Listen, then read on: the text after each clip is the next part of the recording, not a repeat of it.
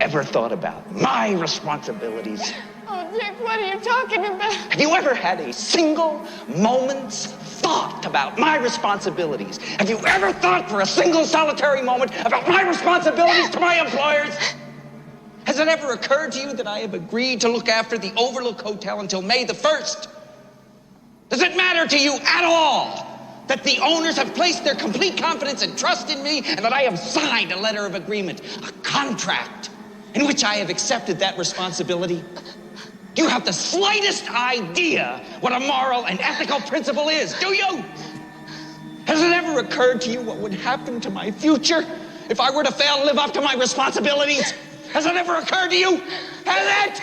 Stanley Kubrick's film The Shining has been overanalyzed to an extent that many film analysts seem almost scared to touch it.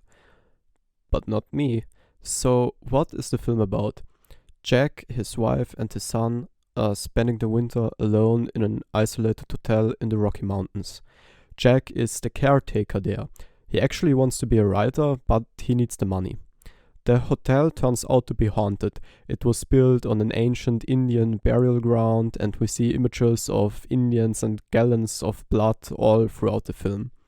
One of the most prominent themes of the film is the cyclical nature of history, a history of violence, you might say.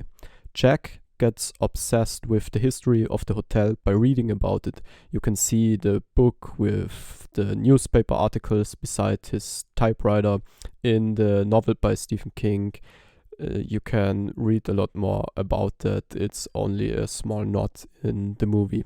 But why doesn't he want to leave when his son gets attacked by mysterious forces in the hotel? It seemed to be a big mystery. I mean, is he just crazy? Is he obsessed by the ghost?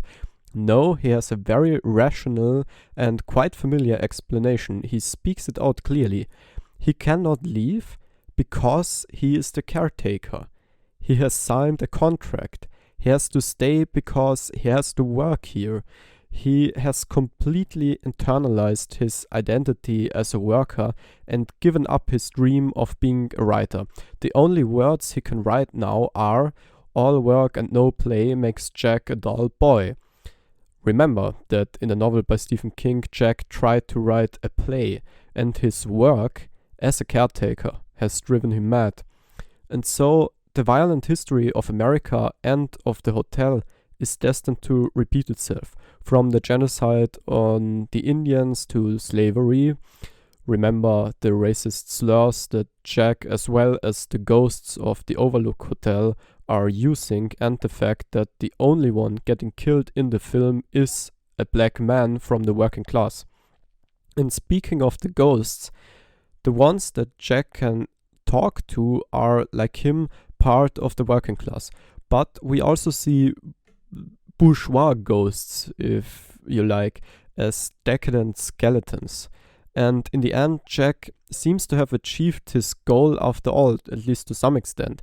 The picture he is trapped in now is the upper class framework. He has worked himself up from a simple caretaker to someone whose picture hangs on the wall of fame at the Overlook Hotel. Therefore, the film can be read as a critique of capitalism, communism, and identity politics alike.